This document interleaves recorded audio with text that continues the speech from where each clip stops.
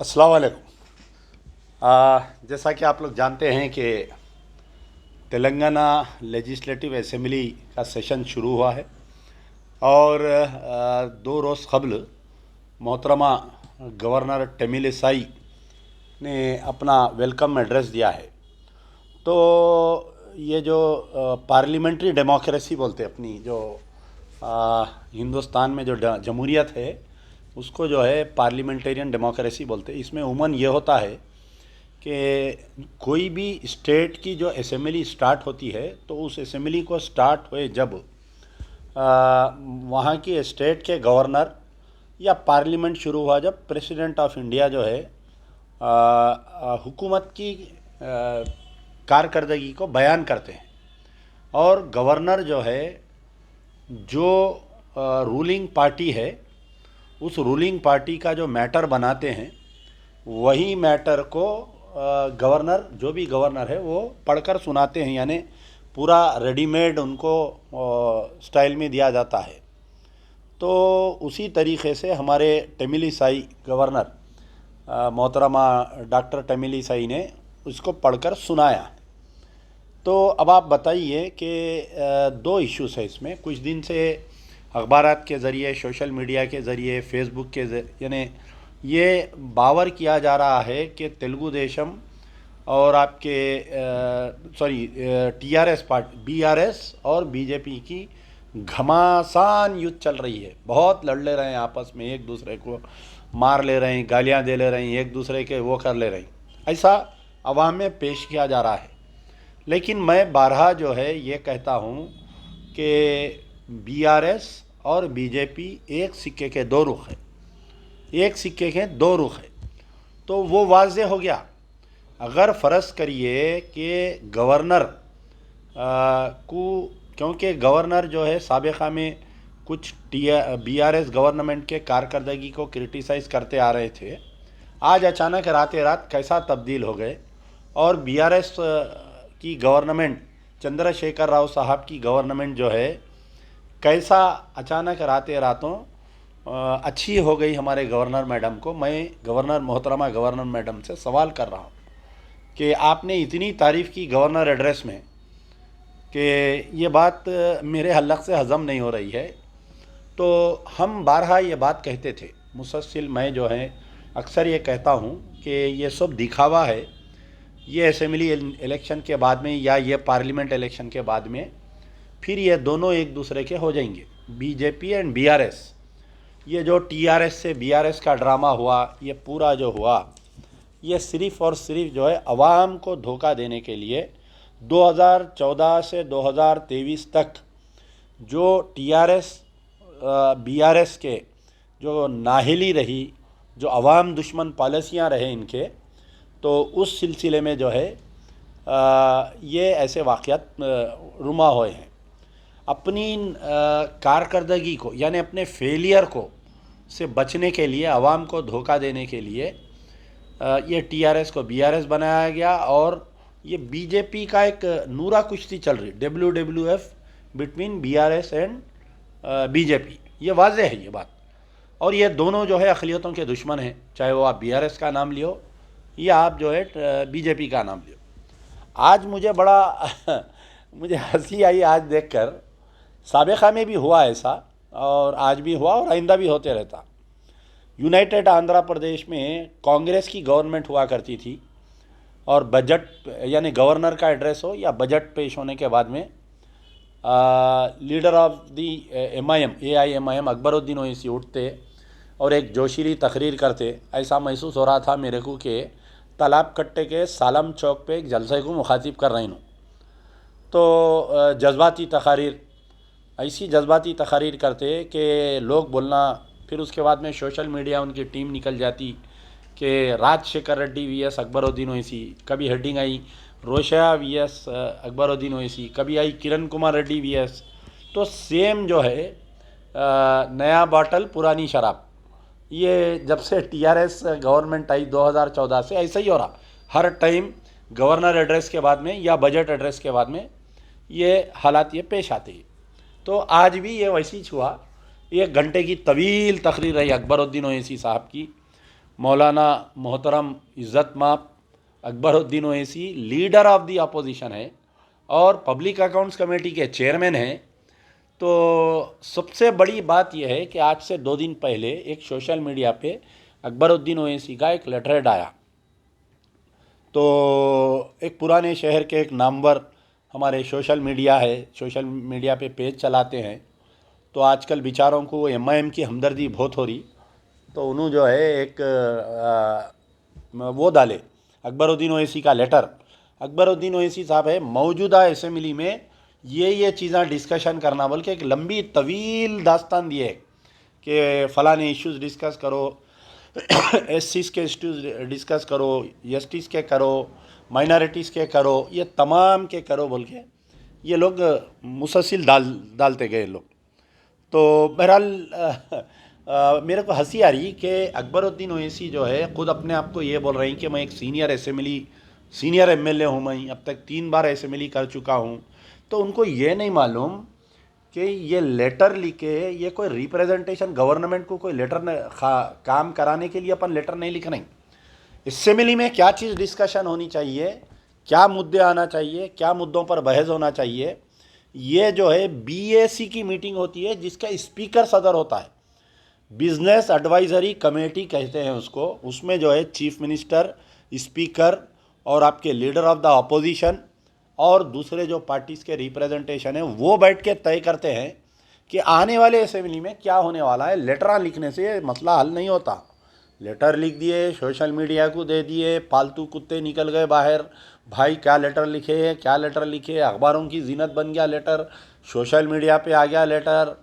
अब फिर से हमारी आवाम को बेवकूफ़ बना दिए, चॉकलेट दे दिए। आज फिर एक मसला आया कि गवर्नर के एड्रेस के ऊपर बोलना था कि गवर्नर के एड्रेस कैसा रहा, इसमें क्या क्या खामियां हैं। आप देखिए पूरी 1 घंटे की स्पीच में जो है मरकज़ से हमको ये नहीं मिला, मरकज़ से हमको वो नहीं मिला, मरकज़ से ये नहीं मिला। ठीक है, बहुत अच्छी बात है, बीजेपी की जो तेलंगाना के साथ नाकामियों को आप मंजर आम पर लाए। लेकिन आप बतलाइए कि यही टीआरएस 2014 से लेके 2020-21 तक भी जो है बीजेपी के साथ रही और आप टीआरएस के साथ रहे। आपके भाई मोहतरम असदुद्दीन ओवैसी साहब ये बोलते हमेशा कि मैं मरते दम तक केसीआर का साथ दूंगा। केसीआर बोलता मैं मरते दम तक जो है बीजेपी के साथ रहूँगा। नोटबंदी में साथ, सदर जमहूरिया इलेक्शन में साथ, आपके जीएसटी में साथ, आपके यानी शरीयत में मदाखलत हो गई, आपका ज़मीर नहीं जागा, आपके भाई का ज़मीर नहीं जागा। शरीयत में जब बीजेपी मदाखलत करी ट्रिपल तलाक के मसले पे, तो TRS was the first party to जाके बीजेपी की तायद करे मरकज़ में। कश्मीर के मसले पर बीजेपी की तायद करे टीआरएस वाले, और आप बराबर साथ में। आप जो है गाड़ी का स्टेपनी बने हुए, गाड़ी की स्टेपनी है एमआईएम, जो टीआरएस की गाड़ी है ना, वो गाड़ी की स्टेपनी बने हुए हैं एमआईएम वाले। तो आप हमेशा से साथ रहे नहीं रहे। देखिए, आप आवाम को गोल फिरा सकते, लेकिन आप अपने ज़मीर को झूठ नहीं बोल सकते। मैं अकबरुद्दीन ओवैसी और असदुद्दीन ओवैसी से जब आप रात में लेट थे ना आँखें बंद करके, तो आप एक 30 सेकंड के लिए सोचिए, अपने ज़मीर से सवाल करिए कि क्या मैं वाकई कौम को, अल्लाह को और जो है सब धोखा दे रहा हूँ, नहीं दे रहा हूँ। टीआरएस 2014 से लेके 2020-21 तक भी बीजेपी के साथ रही और हम टीआरएस के साथ हैं। अब इसके अंदर कई मुद्दों पे आज बोले कि स्टेट को जो है सेंटर का टैक्स नहीं मिल रहा।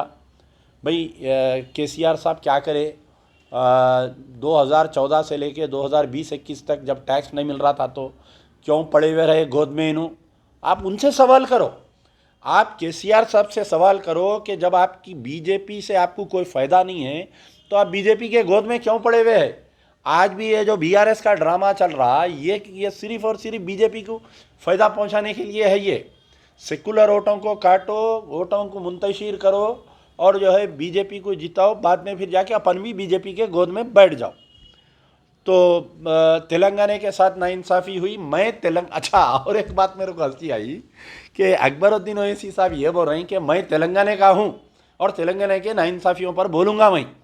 प्यारे बेटे कहाँ थे? 2002 से लेके 2012 तक तेलंगाना एजिटेशन चला। तो जब आप तेलंगाना के नहीं थे, आपके भाई तेलंगाना के नहीं थे, जब तेलंगाना के साथ नाइंसाफ़ी नहीं दिख रही थी, पुलिस वाले लेके जाके बच्चों को मार मार के जेलों में डाल रहे थे, तेलंगाना एजिटेशन में फायरिंग में बच्चों को मार दिए, लोग अपने आप को जला लिए तेलंगाना के वास्ते, तेलंगाना के साथ नाइंसाफ़ी हो रही थी। तो जब आप तेलंगाना के नहीं थे, जब औसा के हो गए थे शायद, आपके दादा जो जहाँ से आए थे औसा के, वहाँ के हो गए शायद आप, तो आज आप तेलंगाना के कैसा हो गए? दावत तय हो गई, दस्तरखान बिज गया, बिरयानी आ गई, दस्तरखान के बिलावड़ बन के बोल रहे हैं आज मैं तेलंगाना का हूँ। अच्छा ठीक है, आप तेलंगाना के हैं ना साहब, तो फिर तेलंगाना में जो नाइंसाफ़ी केसीआर की गवर्नमेंट से हो रही उसके ऊपर बोलो। आप हिम्मत नहीं है बोलने की, केसीआर के ख़िलाफ़ में बोलने की हिम्मत नहीं है, कई मुद्दों पे है। तो जैसा इन्हों यहाँ तो पूरा मेडअप गेम रहता है, ये पहले से बैठे हुए एक दिन जाके मीटिंग कर लेते, मैं ऐसा बोलता हूँ साहब आप ऐसा बोलना, सीएम साहब गायब हो गए असेंबली से, क्या लौंडे के मुँह को लगूँ मैं बोल के उन्होंने निकल के चले गए उन्होंने, और इन्हों जो है केटीआर साहब बैठ के इनका मुकाबला कर रहे हैं, अकबरुद्दीन ओवैसी का। अब के टीआरएस बीआरएस वाले मेरे को फ़ोन करके बोल रहे हैं कैसा बोले हमारे अन्ना थे कि अकबर ओवैसी को कैसा करे। अन्ना 4 साल पहले भी असेंबली में बोले थे, केटीआर साहब बोले थे अकबरुद्दीन ओवैसी को don't play for the gallery बोल के, फिर दोनों मिल के फिरे नहीं फिरे, दोनों मिल के पावर शेयरिंग कर रहे नहीं कर रही, दोनों मिल के लोगों को आवाम को बेवकूफ़ बना रही नहीं बना रही। आज एक मेरे को टीआरएस वाला फ़ोन करके बोल रहा देखे आप अन्ना कैसा बोले, अरे मैं बोला बेवकूफ़, वो अन्ना और चिन्ना दोनों एक साथ है, ये एक सिक्के के दो रुख है, दोनों बीजेपी के एजेंडा ही है। तो बहरहाल इसके अंदर कई मुद्दे हलाए कि इसमें ये बोले कि तेलंगाना गवर्नर एड्रेस में तेलंगाना में जो डेवलपमेंट हुआ वो नहीं बोले कहते। आप बोलना था कि तेलंगाना में जो है 5 मस्जिदों को शहीद कर दिए, गवर्नर के एड्रेस में क्यों नहीं बोले ये बात मुद्दा उठाना था आप। सेक्रेटेरिएट में 2 मसाजिद शहीद हुए, मस्जिद मोहम्मदिया और मस्जिद दफातिर, मस्जिद हाशमी, ये 2 मसाजिद को जो शहीद कर दिए, 2 के जगह 1 बन रही, उसी मुकाम पे बन रही नहीं बन रही। तुम लीडर ऑफ द अपोजिशन है, तुम्हारे भाई गाड़ी के ड्राइवर है, तुम जो है जिसको चाहे उसको तख्त पे बिठाने की सलाहियत रखते हैं। अरे मस्जिद अल्लाह के घर के मामले में तुम केसीआर को सवाल नहीं कर रही। 17 के दिन इनाग्रेशन है, उसके बाद में जो असेंबली इलेक्शन का ऐलान होने वाला है, फिर से आप आवाम को बेवकूफ़ बना रही। कोत्तागुड़म फॉरेस्ट एरिया में जो कोत्तागुड़म में जो मस्जिद को शहीद करे थे, आज की तारीख तक वो मलबा वैसी पड़ा हुआ है, बाजू कमरे में लोग नमाज़ पढ़ रही। ऑल इंडिया मजलिस इत्तेहादुल मुस्लिमीन पूरे हिंदुस्तान में आप जो है आवाज़ उठाने का दावा करते हैं। आपकी रियासत, आप जहाँ पर टीआरएस बीआरएस के साथ में आप पावर शेयरिंग में हैं, कोत्तागुड़म में मस्जिद शहीद कर दिए भाई। और एक बात, ये आपके जो अंबरपेट पे मस्जिद खाना को शहीद कर दिए, मैं गुजारिश कर रहा हूँ जितने भी लोग आज मेरा लाइव देख रहे हैं, कल सुबह में जाके, मैं कोई अमेरिका लंदन की बात जज्बाती तकरीर नहीं, मेरे से इख्तलाफात होंगे कई लोगों को, आप इख्तलाफात करिए, जितने गालियाँ दे सकते दीजिए। मैं आपके गालियों का कोई सोशल मीडिया पे मेरा मजाक उड़ा रहे हैं तो मैं उससे सच बोलने के लिए या हक़ायक़ बोलने से मैं पीछे हटने वाला नहीं हूँ। साबिक़ में भी मुखालिफत की गई, आज भी करते, कल भी होती सियासत में मुखालिफत, लेकिन जितने मजलिस इत्तेहादुल मुस्लिमीन के चमचे डोंगा जो भी है ये, और जो चाहने वाले हैं, जो सोशल एडमिना हैं, और जितने उलमा मशाइखीन को अमजदुल्ला खान कल सुबह की दावत दे रहा है, आप जाके जो है जो अंबरपेट में मस्जिद को शहीद कर दिए थे, वहाँ पर ब्रिज की तामीर हो रही, मस्जिद के मुकाम पे पिलर को डाल के ब्रिज बना रही। और असदुद्दीन ओवैसी 2014 में 2018 में जो बल्दिया इलेक्शन आए थे 18-19 में, अंबरपेट में तकरीर करके बोले थे कि अगर ये मस्जिद नहीं बनेगी तो मैं आइंदा जो है वो नहीं करूँगा, ये नहीं करूँगा, मेरी चीफ सेक्रेटरी से बातचीत हो रही बोल के। तो अंबरपेट की एक खाना मस्जिद के बारे में क्यों नहीं बोले भाई आप? क्यों 7 एमएलए जाके उस एरिया का दौरा नहीं कर रही? क्यों वक्फ बोर्ड चेयरमैन जाके वहाँ दौरा नहीं कर रही? क्यों वो हमारे महमूद अली साहब वहाँ जाके दौरा नहीं कर रही? मैं बार बार बोल रहा हूँ, मस्जिद खाने का ब्रिज की तामीर मुकम्मल हो रही, रोड बंद कर दिए, रोड बंद करके जहाँ पर मस्जिद की जगह है, पहले जो डेरा डाल के पुलिस पिकेट रखे थे सब हट गया, डेरा हट गया, पुलिस पिकेट हट गया, खाली कुछ कचरा पड़ा हुआ है, बिल्कुल उसके मुंह पे लाके जो है ब्रिज का पिलर डाल रहे हैं और ऑलमोस्ट अनकरीब ब्रिज कंप्लीट होने वाला है। ये ब्रिज जो कंप्लीट होने वाला है ये सेंट्रल के फंड से, ये स्टेट गवर्नमेंट के नहीं है। स्टेट गवर्नमेंट अगर चाही तो आप जो है वहाँ पर एक नई मस्जिद बना सकते हैं, जैसा बेगम पेट में ये ब्रिज के नीचे मस्जिद है, मस्जिद को बगैर डिस्टर्ब करे के बनाए। जिस वक्त गाजी मिल्लत अल्हाज मोहम्मद अमानुल्लाह खान एमएलए थे, ऐसी ही मस्जिद को शहीद करने की बात आई थी, हंगामा हुआ। एयरपोर्ट ओल्ड बेगमपेट एयरपोर्ट का आप जाके देखिए, ब्रिज के नीचे मस्जिद है वहाँ पर।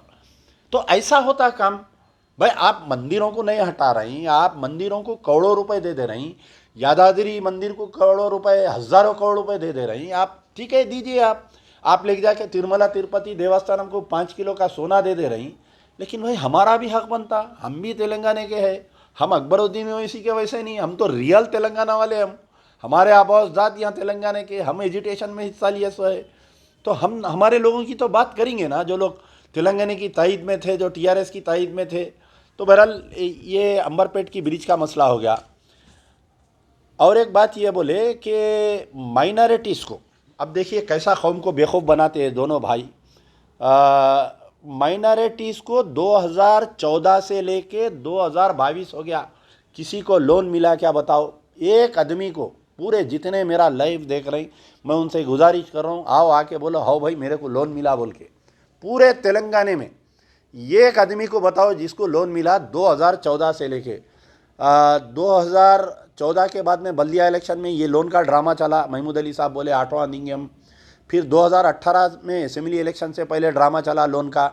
फिर 2019 में इसका ड्रामा चला। फिर उसका लोन का ड्रामा, पहले बोले 70 करोड़, फिर बोले 120 करोड़।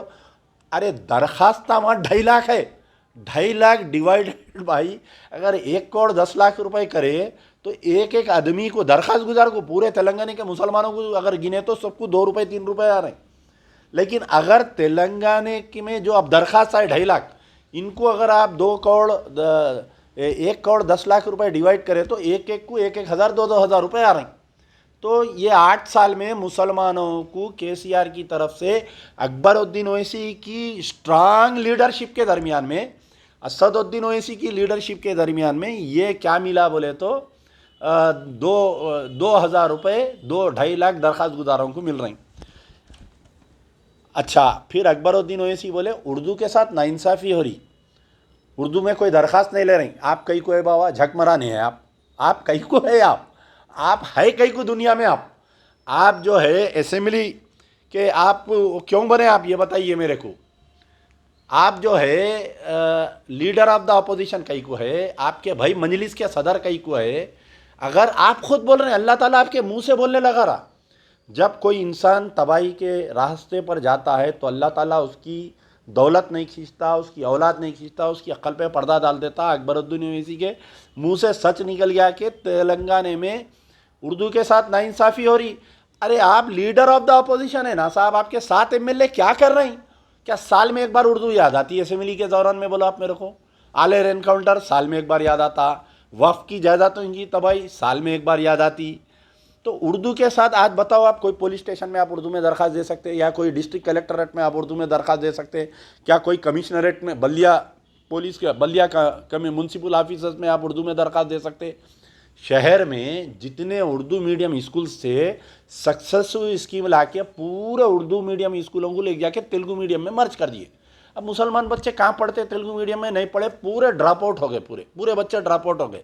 अब क्या एक ढंडोरा पीटते कि टिमरीज तेलंगाना माइनॉरिटीज रेजिडेंशियल स्कूल हम खोल रहे हैं, हम वैसा कर रहे हैं, हम ऐसा कर रहे हैं, हम इतने जो उर्दू मीडियम स्कूलों को बंद कर दिए, वही स्टाफ को लेके आप जो है तेलंगाना माइनॉरिटी रेजिडेंशियल स्कूल का ड्रामा। तो बहरहाल यहाँ पर आज अकबरुद्दीन ओवैसी के मुंह से सच बोलने लगाया, और उनकी क़यादत फेलियर का सामने ज़िंदा मिसाल है कि उर्दू को 8 साल से नज़रअंदाज कर दिया गया है। खुद उन्होंने बोल रहे हैं, हम नहीं बोल रहे हैं। चमचो ये सुनो, जो आपके अकबरुद्दीन ओवैसी बोल रहे हैं, बोले इस्लामिक सेंटर नहीं बना। कब से सुन रहा हूँ भाई ये इस्लामिक सेंटर की स्टोरी? बताओ आप। 2014 की जो असेंबली में स्पीच है, 2014 का जो बजट, पहला बजट जो पेश करे थे केसीआर साहब, अकबरुद्दीन ओवैसी साहब, दोनों की नूरा कुश्ती चली थी। 2014 में इस्लामिक सेंटर का ऐलान करे थे। आज की तारीख तक आप बताओ मेरे को वो कहाँ है? चिराग लेकर ढूंढना पड़ रहा। अरे वो नए प्रोजेक्ट बनाना छोड़ो, पुराना जो हज हाउस है ना नामपल्ली पे, हज हाउस के बाजू की एक बड़ी बिल्डिंग ठहरी हुई है, हमारे Mohammed Ali Shabbir minority welfare minister और फरीदुद्दीन कांग्रेस के दौर में वो हज हाउस की बिल्डिंग बनाए थे और ये सोचे थे कि सारे माइनॉरिटीज़ वेलफेयर डिपार्टमेंट को एक बिल्डिंग के तहत लाना है अपने को बोल के। आप बताइए ये हज हाउस का क्या हुआ? हज हाउस की बिल्डिंग को इंजीनियर्स ये बोल रहे हैं कि जो मौजूदा अब जो हज हाउस की जो बिल्डिंग है वो बिल्कुल डिफंक्ट हो गई, उसको पूरा तोड़ के नया बनाना पड़ता, चुनना नहीं करा सक रहे, उसकी बिल्डिंग को कंप्लीट नहीं कर सक रहे, नए प्रोजेक्ट दूर की बात है। अनीसुल गरबा हर 8 दिन को 10 दिन को अकबरुद्दीन ओवैसी का दौरा होता, एक एक आ जाते, वो काले पठान को ले लेके आके जो है वहाँ पर करते कि हम जो है फलाना अनीसुल गुरबा अनीसुल गुरबा। अरे भाई 8 साल से सुन रहा हूँ स्टोरी, अनीसुल गुरबा बन रहा। दूसरे प्रोजेक्ट्स बताओ आप, रेड्डी भवन का ऐलान करे बन गया, दलित भवन का ऐलान करे बन गया, SC ST को भवन का ऐलान करे बन गया, हमारे अनीसुल गुरबा को वैसी पेंडिंग में रखे। KCR साहब बोले थे एयरपोर्ट के करीब में 10 एकड़ के ऊपर मैं हज हाउस बना के दूंगा। कहाँ पर है भाई वो हज हाउस? बोला आप 5-6 साल से सुन रही। अजमेर में एक हैदराबाद हाउस बनाता हूँ बोले थे KCR साहब, वो कहाँ है बताओ? वो भूल गए। फिर मक्का मस्जिद का जो है आज कितने दिन से काम चल रहा भाई मक्का मस्जिद का, बोलो हर रमज़ान में। और एक बात सुनिए, कितनी जहरीली बात है कि मक्का मस्जिद में तकरीबन 100 या 120 कुछ एम्प्लॉइज़ है, उनको आज की तारीख तक परमानेंट नहीं करे। जितने मंदिर में हिंदू एंडोमेंट बोर्ड के तहत जो उनको एम्प्लॉइज़ बना के, गवर्नमेंट के एम्प्लॉइज़ बना के, गवर्नमेंट का स्केल देते, उनको 60,000 रुपये तनख्वाह देते। और हमारे मक्का मस्जिद के एम्प्लॉइज़ को कंट्रैक्ट बेसिस पे, गौर करिए, पढ़ा लिखा तबका जो है मुसलमानों का, मैं उनसे मुखातिब हूँ, वो जाहिलों से मैं मुखातिब नहीं हूँ। मैं आप गौर करिए कि मक्का मस्जिद जो है आपकी एक तेलंगाना की नाक है, और उस मक्का मस्जिद में माइनॉरिटी वेलफेयर डिपार्टमेंट वाले हर 11 महीने को एक जैद बकर के नाम पे कॉन्ट्रैक्ट बना के ये एम्प्लॉइज़ को कॉन्ट्रैक्ट पे लेते, और उनको हर 3 महीने को 4 महीने को एक बार पेमेंट होता उनको, यानी 3 महीने की सैलरी 3 महीने में एक बार होता, कॉन्ट्रैक्ट बेसिस। समझो मेरी बात को, गवर्नमेंट एम्प्लॉय नहीं बना रहे उनको। कई बार CM साहब का ने फाइल गई, सुप्रीडेंट मक्का मस्जिद मौजूदा जो माइनॉरिटी वेलफेयर मिनिस्टर है उन्होंने भेजे, CM साहब नहीं कर रही, तो MIM की मजबूत क़यादत, असदुद्दीन ओवैसी ड्राइवर है मिल्लत, और आपके अकबरुद्दीन ओवैसी स्टेपनी है मिल्लत को, इनको याद नहीं आया अरे CM साहब कितने एम्प्लॉइज़ है जी, आप जो है इलेक्ट्रिसिटी में परमानेंट कर रहे हैं, आप बलिया में परमानेंट कर रहे हैं, आप जो है वाटर वर्क्स में परमानेंट कर रहे हैं। अरे हमारे कितने हैं साहब? 100-120 जने हैं, आधे मर गए तो उनके ऊपर अभी तक अपॉइंटमेंट नहीं हुआ मक्का मस्जिद में। मक्का मस्जिद की तो इतनी बुरी हालत है एम्प्लॉइज़ की, आप कभी नमाज़ पढ़ने गए तो एक आध एम्प्लॉई को बाजू लेके पूछो उसके घर के हालात इतने बुरे हैं ना, तो उनको कोई मेडिकल फैसिलिटी नहीं है। गौर करिए आप, आज के दौर में जो है ये दवाओं के लिए बहुत ज़्यादा प्रॉब्लम हो रहा, उनको मेडिकल फैसिलिटी नहीं है। हर गवर्नमेंट सर्वेंट को मेडिकल सिर्फ और सिर्फ माइनॉरिटी वेलफेयर डिपार्टमेंट के तहत जो मक्का मस्जिद चल रही उनको नहीं है। फिर उसके बाद में इमाम मौज़नों की तनख्वाह कहते इनू बोल के दिलाए। आप देखिए दिल्ली में जाइए आप, जहाँ पर अरविंद केजरीवाल की गवर्नमेंट है, मैं अमानतुल्लाह जो वक्फ बोर्ड के चेयरमैन, अक्सर उनकी मेरी बातचीत होती रही थी, 19,000 रुपये है, और आपके इमाम को क्या दे रहे हैं KCR साहब? 5,000 रुपये, वो भी कैसा? 6 महीने तक उन्हें लरजना, उन्हें साहब तनख्वाह दियो, साहब मेरे पैसे दियो, तो 5,000 रुपये आते।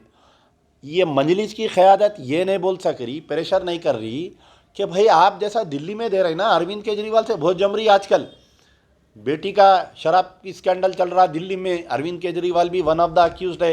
ये जो दोस्ती है कोई दिल्ली की तरक्की या तेलंगाना की तरक्की के लिए नहीं है, एक दूसरे को कैसा ED से बचाना है शराब स्कैंडल से बोल के वो दोस्ती है। तो आप बोल रहा था उसमें वहाँ पर 19,000 20,000 रुपये सैलरी है, इमाम को मौजन को यहाँ पर भी 20,000 रुपये सैलरी दो। आप बताओ कोई मुस्लिम MLA डिमांड कर रहा? नहीं करता। कोई तंजीम डिमांड करती? नहीं करती। अरे भाई इमाम का जो है उसका क्या गुजारा होता बोलो 5,000 रुपये में? घर का अगर रिमोट एरिया में हैदराबाद में जाके आप बालापुर के सेट पे घर का लिए तो 5,000 रुपये से कम नहीं है घर का कोई किराया। उन्हें बच्चों को क्या पढ़ाएंगा? उन्हें जो है उसका दिल और जान इमामत में रहता ही नहीं, अगर उन्हें घर की परेशानियों में रहा तो ये भी नज़रअंदाज हो गया। मेट्रो रेल 500 करोड़ रुपये मंजूर हो कहते मेट्रो रेल को, और मेट्रो रेल नहीं आई। कौन खा गए भैया 500 करोड़ रुपये? मुझे अच्छा याद है, गौर करिए अय मुसलमानों, और ये जितने मेरा लाइव सुन रही, मेरी बात को गौर करिए। NVVS रेड्डी बोल के मैनेजिंग डायरेक्टर मेट्रो रेल थे उन्होंने, अब है नहीं है, नहीं मालूम मेरे को। जिस वक्त पे ये मेट्रो रेल हैदराबाद में स्टार्ट हुआ था 2009 में, यानी नई नई जब कांग्रेस गवर्नमेंट आई थी राजशेखर रेड्डी के पीरियड में, तो हमारे चदरघाट पे का कोई स्कूल वगैरह तोड़ दे रहे थे, तो ये स्कूल को कहाँ रिलोकेट कर रही, और ये बीच में एक दो तीन गौसे पाक के छिले आ रहे हैं, उसको कैसा कर रहे हैं। तो मैं बोलने के लिए गया था, तो ऑन रिकॉर्ड ये बात बोल रहा हूँ कि NVVS रेड्डी साहब मुझे ये बोले, चंद लीडरों के नाम लेके बोले कि ये लोग नहीं चाह रही कि ओल्ड सिटी को ट्रेन आना बोल के। अब इसकी गवाही कौन देंगे? हमारे मोहम्मद अली शब्बीर साहब उस वक्त पे मिनिस्टर थे। तो किकबैक की बात आई कि भाई हमको कितने पैसे देते, अगर इतने पैसे देते तो हम अलाउ करते मेट्रो रेल को, नहीं तो नहीं करते। ये लोग समझे डर के लाके वो लोग पैसे दे देते, लेकिन वो L&T कंपनी जो है वो लोग जो भी पैसे देते लेते ऑन चेक देते, वो लोग घूस नहीं देते। उस वक्त हमारे मुकेश मिनिस्टर साहब थे, उनसे भी कोई कन्फ्रंटेशन हुआ। उस वक्त नागेंद्र साहब लेबर मिनिस्टर थे, ये L&T कंपनी उनकी बात नहीं सुन रही थी, तो उनके ऊपर लेबर डिपार्टमेंट में 1000 केस बुक करे, लेकिन वो लोग नहीं झुके, वो लोग प्रोजेक्ट छोड़ के चले जाते वो लोग। आप देखो जाके सुल्तान बाजार का प्रोजेक्ट ऐसी लड़ती में पड़ गया था, ये नागेंद्र साहब से किरकिरी में कई लाइन्स नहीं करे थे उन्होंने। तो खैर बहरहाल मेरा बोलने का मतलब है कि मेट्रो रेल में सबसे बड़ी अगर बाधा है पुराने शहर को मेट्रो रेल आने के लिए, तो वो है सिर्फ और सिर्फ मजलिस की क़यादत है। मजलिस की क़यादत खुद नहीं चाह रही कि मेट्रो रेल नहीं आना हैदराबाद को बोल के, एक ज़िद है वो लोगों की। L&T कंपनी के ख़िलाफ़ में उनको एक ज़िद आ गई उनको। तो इस बात की मैं जो बोला, NVVS रेड्डी जो बोला, उसकी गवाही जो है हमारे मोहम्मद अली शब्बीर साहब दे सकते कि उस वक्त मीटिंगा हो रहे थे, उन्होंने सिटी इंचार्ज मिनिस्टर होने के नाते उन्होंने जो है उस मीटिंगों में बैठ रहे थे। उन्होंने खुद कई बार मजलिस वालों को समझाने की कोशिश करे, अकबरुद्दीन ओवैसी को, असदुद्दीन ओवैसी को, दोनों भाइयों को अलग अलग समझाने की कोशिश करे, मगर वो लोग ज़िद पकड़े हुए थे। अच्छा, अब रोड वाइडनिंग के ऊपर बोले अकबरुद्दीन ओवैसी साहब, भाई आप जो है 15-20 साल के MLA, आपके भाई 15 साल के MP, अगर हैदराबाद में रोड वाइडनिंग नहीं आ रही, आप जब गाजी मिल्लत अलहाज मोहम्मद अमानुल्लाह खान साहब MLA थे, ये डबिलपुरा ब्रिज से लेके आपके चंचलगुड़ा जेल तक रोड वाइडनिंग कराना था। एक दिन फ़ोन करे, खुली कुतुब शाह में होती थी पहले रोड वाइडनिंग, बाद में बल्दी वाले लिए, रमनाचारी को फ़ोन करे, मैं आना चाह रहा हूँ साहब, ये रोड वाइडनिंग कराना है हमारे को। नहीं साहब, वो कोर्ट के सबको बुलाए मीटिंग लिए, पूरा शेख फैज कमान से लेके चंचलगुड़ा जेल तक 3 दिन में रोड वाइडनिंग हुई। 3 दिन में मार के पूरा चले गए। जिसको कंपनसेशन देना था एडवांस में पैसे दिए, जिसको लैंड टू लैंड देना था दिए। आज आप आके बेवाकार होना रो रही, फिर आप किस बात के कायद है भाई? आप you are failing on all fronts.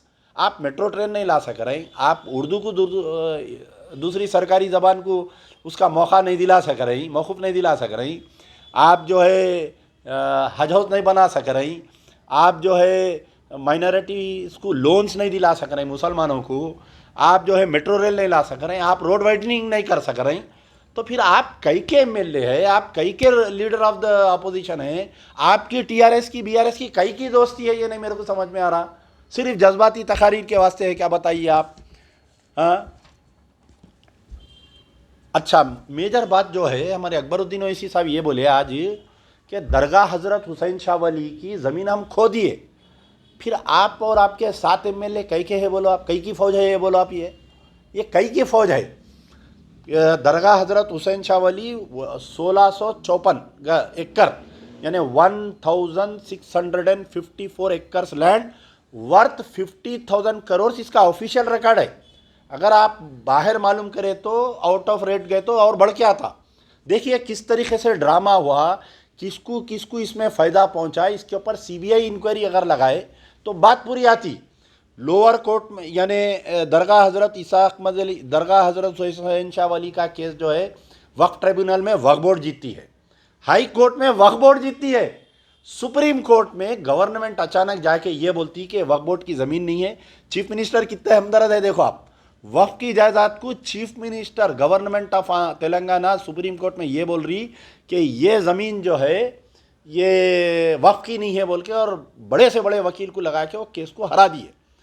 50,000 आखिरी एक एफिडेविट डाले थे, ये जो लैंको हिल्स वाले जो लगड़ा पार्टी राजगोपाल की लैंको हिल्स जो दरगाह हज़रत हुसैन शाह वली पे वो लोग ये बोले कि अगर ये आपके अगर कोई प्रूफ कर दे तो हम जो है 50,000 करोड़ रुपीस वक्फ बोर्ड को देने के लिए तैयार है।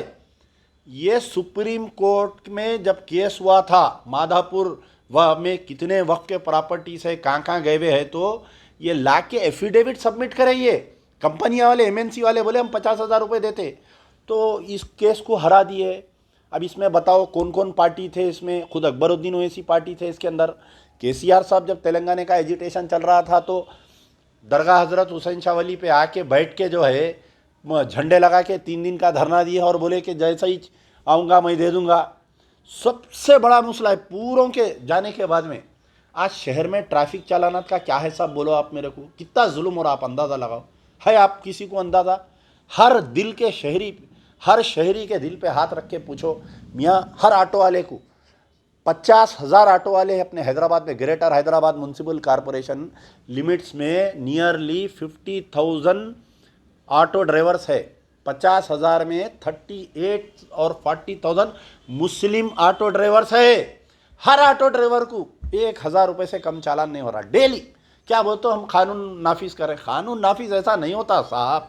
आप सड़कें अच्छी बनाओ, आप स्टाफ सही बनाओ, कई स्टाफा वर्किंग नहीं कर रही, तो आज बताइए चालानात के ऊपर कोई बोलने के लिए राजी है क्या? बताइए आप कोई एक लीडर बताओ पूरा असेंबली में। एक आज 0 ओवर में उड़ जाते हैं, हमारे कारवान के मिले को देते जिम्मेदारी, यानी तो मौजम खान को देते, कोई सुनने वाला नहीं, कोई बोलने वाला नहीं। 0 ओवर में उठ के साहब वो ट्रैफिक के चालान, अब मैं बोला ना आज कल उठता ट्रैफिक चालानात का मसला असेंबली में, नूरा कुछ थी उठाने से पहले डीजीपी को बोल देते, तीनों कमिश्नरों को फ़ोन आकर देते, साहब हम असेंबली में मसला उठा रहे हैं, आप बुरा नक्को मानो, ये समझो ज़रा इलेक्शन आ रहा है। ये अमजदुल्ला खां परसों में आके लाइव करा, पूरे लोग हमारे से सवाल कर रहे हैं, ये ट्रैफिक चालानात के ऊपर हो गया। एक हैदराबाद तेलंगाना के लोगों को एक स्लो पॉइजन दे रहे हैं। कौन दे रहे हैं? TSSPDCL, ये Telangana southern power distribution company limited है ना, तेलंगाना स्टेट सदर्न। ये लोग क्या करें, ये जो आपको करंट देती है कंपनी है, ये कंपनी वाले जो है एक ASD चार्जेस बोल के लगा दिए। ASD चार्जेस के महीने क्या है, हर बिल में आ रहे हैं वो। आप जो साल में एक महीने में आप 300-500 रुपये, एक महीने में आप 2,000 रुपये करें, एक महीने में आपके मेहमान आ गए, गर्मियाँ थे, AC जलाए आप, 3,000 रुपये अगर आपको बिल आई, तो ये पूरा रैंडम निकाल के डिवाइडेड बाय 12 करके उसका कितना आ रहा, महीने को 5,000, तो आपको एक्सपेक्टेड बिल महीने को 5,000 आना, उसके लिए एडवांस में ASD बोल के ले रही, हर कंज्यूमर से 5,000 से 10,000 रुपये बिल में डाल रही। कोई पुरसाने हाल है? किसी को शऊर है? बताओ, नहीं है। खाली जज्बाती तकरीर, अपने बच्चे निकल जाते, जीतेगा भाई जीतेगा, बड़ा गोश्त खाएंगे अकबर ओवैसी को जिताएंगे, बड़ा गोश्त खाएंगे असद भाई को जिताएंगे। अरे मियाँ थोड़ी तो अक्ल से काम लियो, थोड़ा सोचो कहाँ जा रहा हमारी कौम, कहाँ जा रही हमारा। ट्रैफिक के चालानात बंद दे रही, लॉकडाउन में मार के पुलिस वाले बैगन में मिला दिए, पूरों के ज़िंदगियाँ तबाह कर दिए, क्रिमिनल केसेस बुक कर दे रही। रात में दुकान खुली रही, कोई होटल बंडी डब्बा खुला रहा तो पहले ज़माने में मॉर्निंग कोड बोल के चालान करते थे। आजकल क्या कर रहे हैं पुलिस वाले, उसको उठा के लेके जाके यानी उसको जो है जेल दे रहे हैं, 10 दिन की जेल, 15 दिन की जेल। जितने लोग रात में अगर कोई कुछ कारोबार कर रहे हैं, मजबूरी है उनकी, दिन में नहीं चल रहा कारोबार, ये तमाम लोगों को जो है पनिशमेंट दे रही। इन लोगों को 15 दिन की जेल, 20 दिन की जेल। इसके ऊपर कोई बोलने वाला नहीं है, किसी को याद नहीं है, कोई मिनिस्टर को याद नहीं है, कोई MLA को याद नहीं है। खैर बहरहाल ये आज जो अकबरुद्दीन ओवैसी का जो ड्रामा हुआ, उठ के KTR साहब देखिए, एक मानो में उन्होंने अपने आप को तेलंगाना का चीफ मिनिस्टर बोल रहे हैं, BRS का सरबराह बोल रहे हैं, लेकिन KTR मेरी नज़र में एक फेलियर मिनिस्टर है। वो कैसा फेलियर मिनिस्टर है? उनका पोर्टफोलियो क्या है? Municipal administration, MANUD। तो म्यूनसिपल एडमिनिस्ट्रेशन मिनिस्टर इन्हों जब से बने, जितने तालाबा और जितने नाले कब्जा हुए इनके दौर में, और इनके दौर में जितने इलीगल कंस्ट्रक्शंस हुए हैदराबाद में, जितने बिल्डिंगों में जो आंच लग रही, उसकी मेन वजह है कि इलीगल कंस्ट्रक्शंस हो रहे। तो ये तमाम तर की जिम्मेदारी जो है मिनिस्टर फॉर MANUD KTR साहब है। अब आप बताओ, ये हमारे मिनिस्टर को क्या MANUD मिनिस्टर बोलूँ या मिनिस्टर फॉर इलीगल कंस्ट्रक्शन बोलूँ? आप बताइए। आप मैं जिस दिन से आप गौर करिए, पहले इतने तालाबा कब्जा नहीं होते थे, मीरा आलम तालाब पिछले 8 साल में जो है 600 एकड़ पे जाके आज 200 एकड़ पे आ गई। जितने नाले कब्जा हो रही, आप जाओ आज जाके बल्दिया में एक दरखास्त दियो कि भाई मेरे कने एरिया में इलीगल कंस्ट्रक्शन हो रहा बोल के, आप बताओ क्या कोई एक्शन होता? एसीपी या सेक्शन ऑफिसर आता, पैसे तोड़ लेता, चले जाता। अरे कोर्ट के आर्डर आला है तो नहीं तोड़ रही बिल्डिंग, इलीगल कंस्ट्रक्शन, पूरा शहर तबाह हो जा रहा। केटीआर की निगरानी में मिनिस्टर है उन्होंने, तो आप बताओ आप केटीआर कैसा अपने आप को सीएम बोल के प्रोजेक्ट करते हैं, कैसा अपने आप को एक आईटी मिनिस्टर बोल के प्रोजेक्ट तरक्की याफ्ता हो रहा थे मुल्क। Hyderabad is running with 120 speed का थे बोल रही। तो बहरहाल ये आज की जो नूरा कुश्ती है ये सिर्फ और सिर्फ आवाम को बेवकूफ़ बनाने के लिए है।